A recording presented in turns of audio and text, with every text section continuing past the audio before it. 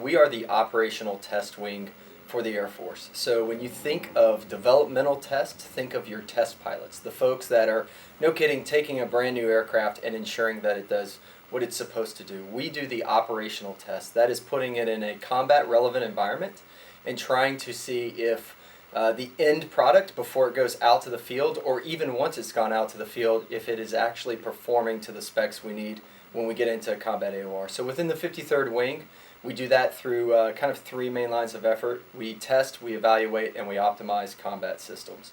We are about 2,800 people located from California to Florida. We have 23 different locations with 75 units within our wing. We have the test and evaluation group, which focuses primarily on the test and evaluation of our new and combat systems, as well as the systems that are already in service. We have the electronic warfare group. They are the group that actually optimizes those systems. So if you think about the test and evaluation group focused on, no kidding, seeing how the aircraft performs, the EWG is providing the apps that go into making that an effective system. So they do our mission data file for not just our Air Force, but many other nations as well.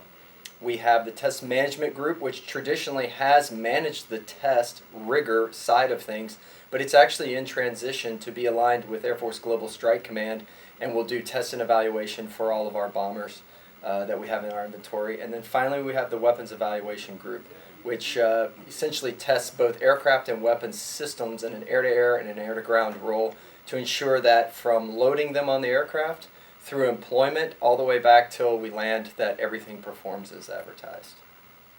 In this wing, we test and evaluate and optimize every fighter, every bomber, every RPA, space systems, combat rescue helicopter program. So we have a very, very broad portfolio. It encompasses more than just Air Combat Command, which we fall under, but encompasses assets from both Global Strike Command and Space Command as well. So it's very large. Thankfully, I have a really good team to help me accomplish the mission.